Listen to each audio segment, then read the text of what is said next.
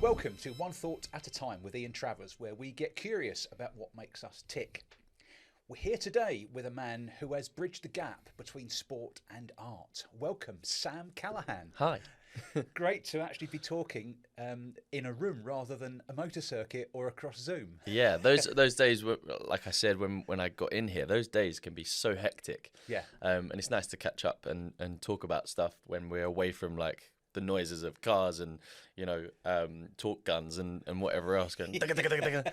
So it's nice to actually chat without the interference. So, the format then, we're going to have the conversation, and I'd like to start right up front with, so tell us, Sam, what are you doing now?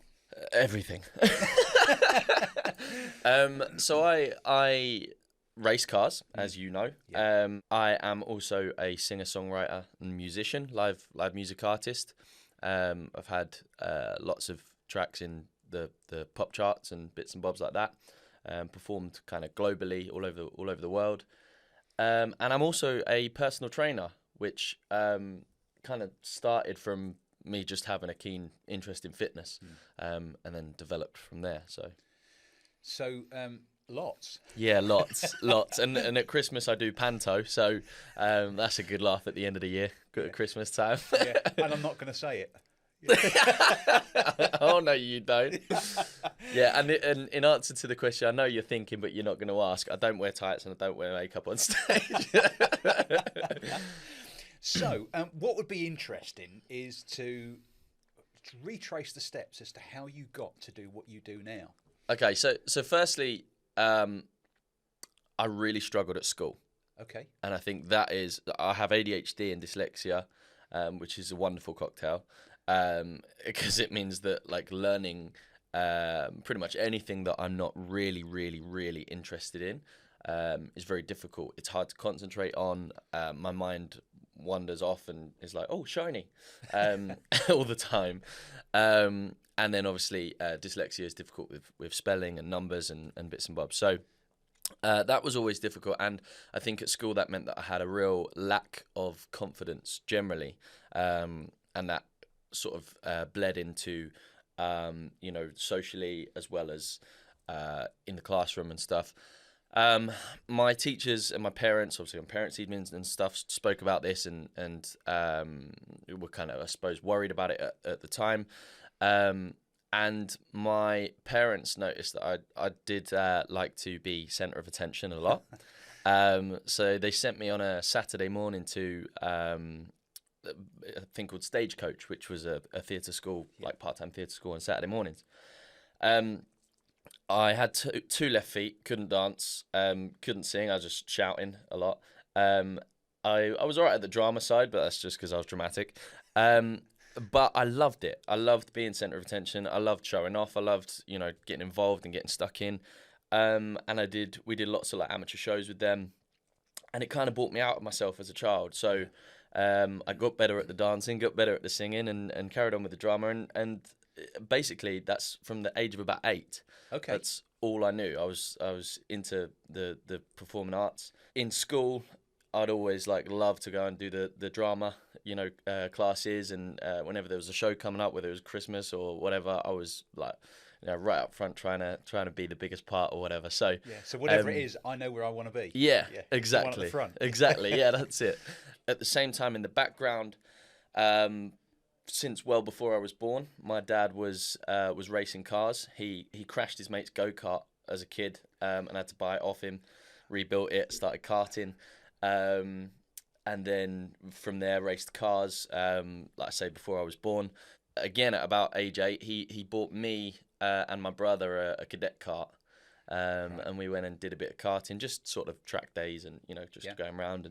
And then I think the year after I started motocross. I loved my bike, like my push bike as a child, and said I want to do racing, but I want to race bikes. That didn't last long. I did that for a couple of years, had a lot of accidents, and mum and dad were like, should we put you back on 4 wheels?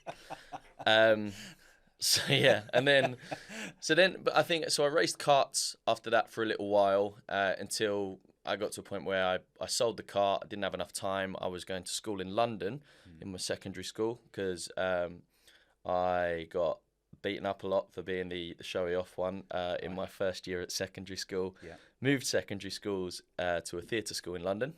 And then, essentially, I mean, we could go, I know that we want to talk about, music a little bit more in a bit, but, when I came out of school and had my own career for a little while, and it was literally, over 4 years ago now that he was like, right, he was always looking on classifieds for racing cars. Right. It was just something that my dad did all the time. And one day he was like, I'm actually going to buy one. I'm gonna go racing again. And I was old enough and stupid enough to be like, well, not without me. Like, I'm coming with you. Yeah. So that's how that began. Excellent. So there's lots I want to pick up on. So let's just focus back in on the music line story for now. We'll come back again to the motorsport later on. But back to the music. So what happened? What happened from next? So when I was in secondary school, I got a part in the Sound of Music in the West End. I think I was 11 or 12. So I did that for a year. Obviously, back at school, we were learning a lot about theatre and things like that. And I did a couple of, I think, TV commercials. I was in Casualty on TV. But for me, the music kind of, it was more music than drama or dancing, because I was like, doing these competitions at the same time, and they were just to better my performing. They were a bit more commercial music. I could pick a song that I wanted to do rather than just doing what I'm told in a job. Do you know what I mean? So I got to express my passion for the music a little bit more. Some of those were songwriting competitions. Some of them were just, I suppose, like much smaller versions of the X Factor and competitions like that. And that developed my love for commercial music and writing my own music. Right. So that started to happen at school, and by the age of like 15, I was like, no, I'm gonna be a commercial music artist, a pop artist. Right. Which meant that I kind of rebelled in these theatre classes where they wanted you to like sing and like, I don't know, like connect with the audience and be all dramatic, and I sort of wanted to be the whole boy band thing, just and I was like, and then they'd tell me off for it, and I'd be like, yeah, but I don't want to do that. So that was that. Came out of school, I did an audition and got signed to a mixed gender pop band that was managed by Jerry Halliwell, Spice Girl, Ginger Spice, and Simon Fuller, who ran 19 Management, which is now XIX Entertainment. But they managed the Spice Girls, the Beckhams, all these people. So I did that, and it was great. It was very chaotic, and I got to the point in the end where I left and wanted to become a solo artist. I think that was kind of what I wanted the whole time. So there's a couple of things here, which so this thing where you were kind of being maybe just slightly pushed down one particular performing way, and you said, I want to do it this way. Yes. And then, you're in the band, and then you think, yeah, but I want to do it this way. Is this a theme here? Yes. So I had a real affinity as a teen growing up for Robbie Williams. Right. Which is in this day and age, at this time, like, with my music tastes now and stuff, is slightly strange, because I never loved him because he was the best singer. I never loved him because his music was great. I loved him because he was an incredible performer. And I still stand by that. But I think as a kid, he left to take that and became this incredible solo artist. And I used to watch Robbie Williams at Nebworth over and over again, the concert. And I think in my head, like, I wanted a route into the music industry. So I did all these different jobs, and I got into the pop band and bits and bobs, but I always wanted to be solo. And I suppose follow that kind of route. The music was going to be different. My music is very different to what Robbie's ever was, but I wanted to try and follow that route. Yeah. So that was how that was driven. Yeah. And then, of course, you did go into X Factor. Yes. Well, so there was a year between when I came out of the band, I left, and it was very difficult. We were like 16 years old when we went into the band. Jerry stood there and told our families how, like, we'd made it. That was it. Like, our lives were going to change. Their lives were going to change. We're going to have houses in Malibu and, you know, posh cars and whatever else. None of that ever happened. We recorded a billion different songs with a billion different producers. We had you know, a billion different names for the band, all of which were crap. And I sensed, even at the young age that I was, that this wasn't really going anywhere. Yeah. I think the only live performance we ever got to do was to Bluebell, Jerry's daughter, at her birthday party, right. And some of their friends and family. And I just felt like we could be doing so much more. Yeah. So I was like, you know what, like, I'm going to leave. So I left, and that was very scary. I drove up to Jerry's house and spoke to her, and I spoke to the rest of the band. Then I spoke to Simon, and that was it. And I went solo, literally funding my career on a bar job salary. I literally worked in a bar and then drove up and down the country in my old banger, doing free gigs just to try and build a social media following. Yeah. Which I did at the time. The problem was I was traveling so much that I was never at the bar. So I quickly ran out of money. I did some school tours. So you go and perform at different schools. Usually kind of those tours are backed with some meaningful thing that you got to push. So mine, I did a lot about bullying, and spoke about bullying, and then at the end performed and said, I'm a singer, this is what I do now. And do you think were you able to draw on some of the experience you'd had at school there? Yeah, oh, very much so. Yeah. I mean, that was all it was.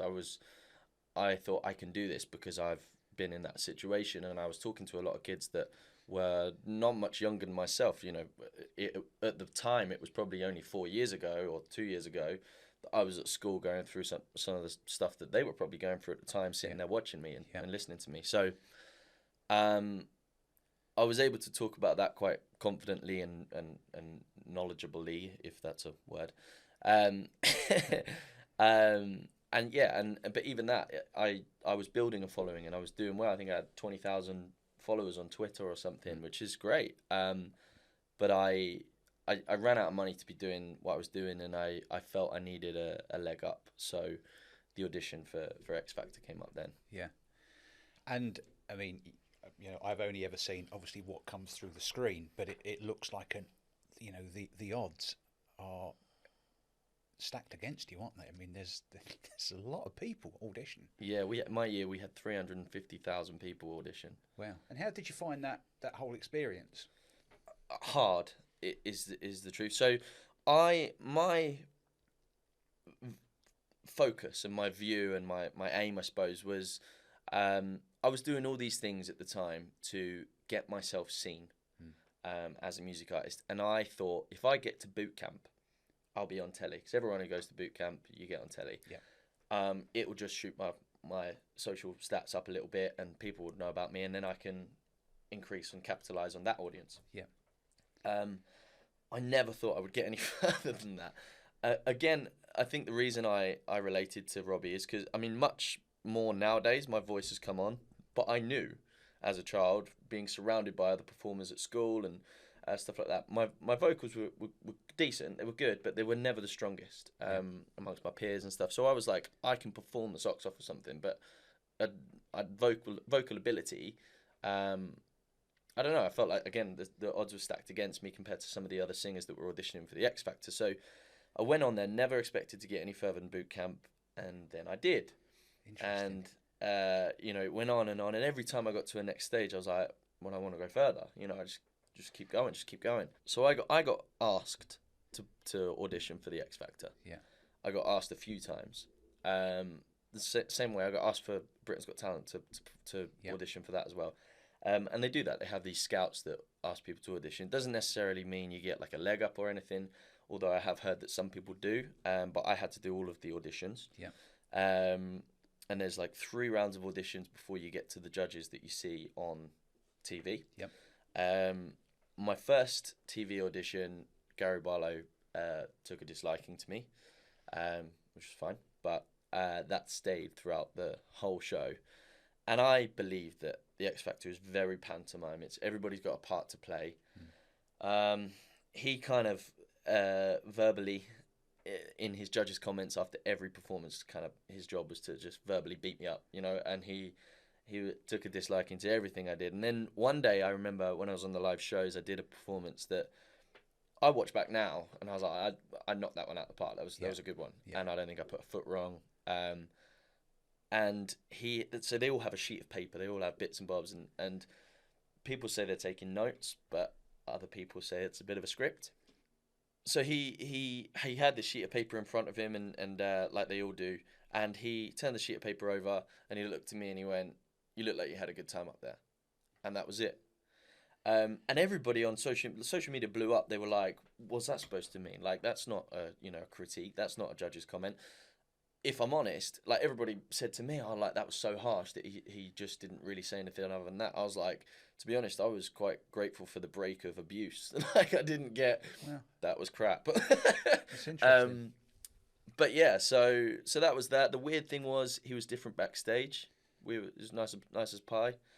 I mean, goodness, there's amazing things about the X Factor. My experience of it essentially is that some of it was the best thing I've ever done. Some of it was literally hell on earth. There was a lot of tears. There was times where I refused to see my family because I was dealing with things internally and dealing with them okay. And I knew if I saw them, I'd crumble and I'd feel weak. Yeah. And it continued on to the X Factor tour. I don't know which bits to talk about first. There was a lot of mental abuse that goes on, Being manipulation. Put under pressure, or so you get the Save Me song, which is the song that you sing before you go out against. It's like a battle against one of your peers. I got told the whole time there was another kid who got given his guitar, and he was the guitar player, the musician. And I was supposed to be, I think, like their Ken doll that year. But I've been playing guitar since I was like 12, So I was like, no, I play guitar in all my gigs. This is what I do. I'm a musician. I'm here to showcase myself. I want to play guitar on stage like he does. And they wouldn't allow me to do it. I had a 6-hour argument with the music team, and they still said no. And then literally the day that I was supposed to go on stage, I'd been practicing this song in my bedroom. And they said, look, if you do it and you do it flawlessly in rehearsal, you will have no choice. You can do it. So I did it and nailed it, and I was like, sweet, like you done yourself proud there. You done all right there, and they let me do it. So I had a couple of live rehearsals, and you have these in-ears in, which are essentially earphones that have a click track, and the click track is to keep your guitar playing in time with the backing track. Yep. I had it throughout the rehearsals. Come Saturday night with 12 million people watching, the click track didn't start, but the backing track did. So my guitar playing was out of time with the backing track. And at the end, they said, well, we warned you not to play the guitar. That went against you. So I literally on stage, on TV, pulled them out my ears. And I was like, I had a click track for the rehearsals and somebody's turned it off. I was like, it's no wonder I'm out of time. And again, everything went crazy online. Everybody had something to say about it. And I went backstage and they were like, no, it was on and all this. I was like, I'm the one with the earphones in, like it wasn't on. I threw my headphones at the sound guy. So I mean, even listening to you describe that, it feels like there's like this thread on the way through where you want to follow what you want to do. There's something you really want to do, and it comes through changing the music style, going solo, and it kind of feels like there's people throwing logs in your pathway as much as possible. So genuinely, is that how it felt? I had a lot of tears at home. I work incredibly hard when I want something. Like I'm not the most talented singer. I'm not the most talented guitar player. I'm not the most talented racing driver. But I will outwork anyone in the room. And that is the one thing I believe and I have going for me, and I will always stand by. And you love it. I love it. Yeah, and I absolutely I will immerse myself in whatever it is that I'm trying to do. And I just felt like I used to say to mum and dad, I felt like people were just, like you say, throwing rocks at me. I used to say people were just kind of battering me with these setbacks, this one thing after the other, and I was just standing there taking it and going, right, come on, next one, like, and that's what it felt like. But you just have to dust yourself off and get up again. And there comes times where you go, oh, I've had enough for a minute, like, give us a break. And that was tough, and I think I had a lot of those during my time on the X Factor, and me not seeing my family was me dealing with that on my own and standing strong, because I didn't have anyone to cuddle and cry on their shoulder if they didn't come and see me. So I had to stay strong about it. Whereas when I saw, like, in any situation where I've ever been fragile or sad or, at all kind of volatile, if I see, like, a member of my family that, cares, and they try and give me a hug, I'll break down. That's my moment where I'll go, oh, no. That's kind of the psychological safety, isn't it? It is, like, I'm off duty. Mm.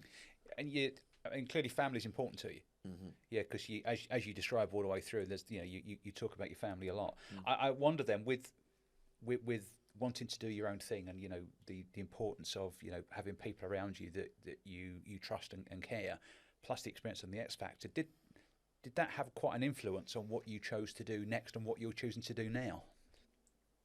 Yeah, my family's always been a huge thing for me, and my whole family, I don't know, with the exception of nobody, came at some point and watched me in the X Factor and watched my shows, and there was a lot of times where people they'd sort of try and help me when they knew I was struggling with certain things, and I've always said that a lot of the things that I've done, when I say this, I don't want people to think I do things that I do for any other reason than because I want to do them. But I also do a lot of what I do because I want to make the people that I love proud. Yeah. And I like people to look at what I do and go, oh, like, he's really, doing something cool, or he's really worked hard for himself, he's really achieved something. Yeah.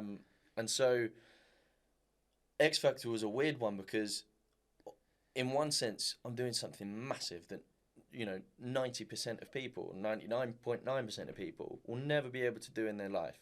I performed at the O2 Arena, at Wembley, at the Metro Arena in Manchester, all these incredible places because of it. But at the same time, it was beating me up. It was really tough. I actually got physically beaten up on the X Factor tour by another artist that had been signed by a label at the time. It was in the news. I had to be careful about what I said when people asked me about it. But essentially, I got brought into a room with, I had 2 black eyes. They damaged my eardrum. I couldn't close my mouth on the left side for about 6 months because I threw a sweet at him in the dressing room. And because he was signed to the label, I got taken into a room by somebody from the company that said, that basically said to me that if you talk about this to anybody, be it press or the public, then you won't have a career worth following. Wow. So it was a threat. So I was 19 years old, away from home for the first time. They sent a makeup artist to my room to cover my face up with makeup every morning before we left, because there was always fans outside the hotel, so that people didn't ask questions. I mean, my face was still like a bit swollen, but yeah, so that, and I carried on the tour. And my family heard about this, and I told them, and my mum stopped my dad coming up. But my brother and my sister travelled up to Scotland, because that was where we were going next, and watched there and came and saw me. We went out for dinner. But yeah, it was tough. You can tell. You can tell. But boy, your ability to bounce back and follow what you want is huge. Yeah. To come through all that. So if you think about the 2 dials, the motorsport dial and the music dial, what are you doing with those dials now, based on everything that's gone before and what you want to do next? So, X Factor was 10 years ago for me. I essentially, it was a full-time job from the age of 16. and even before that, I worked professionally in entertainment. So from the age of 10, my first job was at the Cliffs Pavilion in Southend in a pantomime. So literally, I mean, that's from the age of 10, I've been working professionally in the entertainment industry, and it's been incredible. Yeah. But there are things that I want going forward in my life. I'm 28 now. That mean that my current career situation has to change slightly for me to get those things and achieve those things and build that life that I see for my future. So one of those things is quite simply that my focus or my hunger, I suppose, has diminished slightly from the music and the entertainment, probably because I've done a lot of it and I feel like you know, that's that. And very much delved into motorsport. I love it. I eat, sleep, and breathe it. I've been doing it 4 years, and you know, I did some bits in the soccer paddock, and I've created an amazing network of people, raised a decent amount of sponsorship, and I've just kind of thrown myself at it. Yeah. Again, not an industry that is without its hurdles, which we can get to in a bit.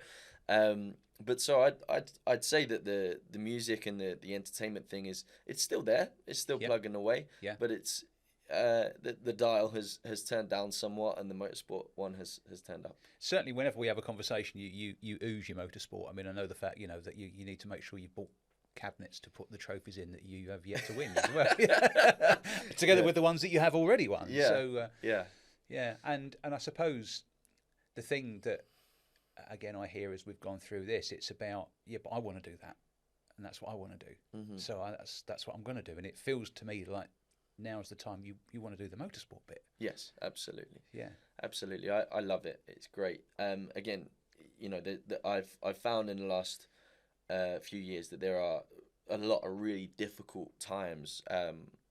One of our mutual friends, Max Coates, once said to me, he was like, motorsport is 80% disappointment and 20% winning.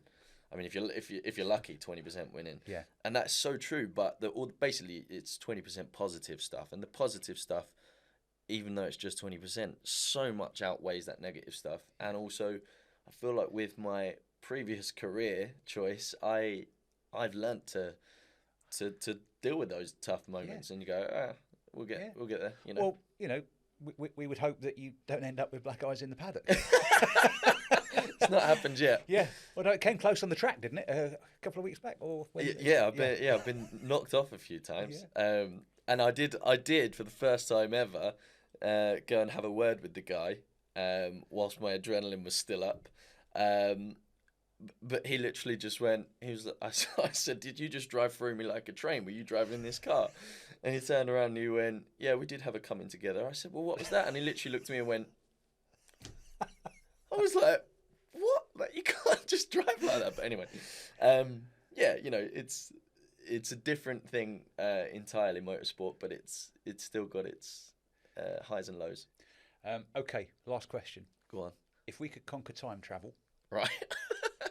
Let's make that assumption, so we can. You get to write yourself a letter, a note, which you can leave for the younger Sam to find. What would you write to yourself in that note, knowing what you know now? Slow down. I think I've always been. My dad's always said as well. I'm a man in a hurry. Like, I've always wanted to do stuff and do it now and get that done, and I still am guilty of it. Although I know I should slow down, I still try and do everything all at once at 100 mile an hour. And I think life doesn't need to be that stressful. Okay. There's not much, to be honest. There's not much I would change. I think that I believe that you live your life in chapters, and this chapter, you know, up until now has been incredible. You know, we've talked about them. There have been a lot of difficult times, but there's also been some incredible times. Yeah. That I'm so fortunate and grateful that I've experienced. So I wouldn't change a lot. And I believe all of those difficult times build you into the person that you are today. Having said that, I think it's probably good advice for most people to slow down a bit. You know, it's a very fast-paced world we live in. Brilliant. Well, I can't wait to see what this chapter holds. Thank you. Me too. Sam, thanks ever so much for coming on. Thank you. Thanks for having me. So this has been One Thought at a Time. If you've enjoyed today's episode, please do like and subscribe. If you'd like to hear more, then you can do that by browsing our back catalogue on your favourite podcast provider or on the Thinking It Better YouTube channel. If you'd like to reach out to us at the podcast here, you can do so on Instagram, on LinkedIn and TikTok at Thinking It Better or at Ian M. Travers. And if you'd like to reach out to Sam at all today, you can find Sam on his socials too. Sam, which is? At it's Sam Callahan on Instagram. It's still Callahan Music _ on Twitter, and basically Sam Callahan on everything else. Fantastic. If you have been, thank you for listening.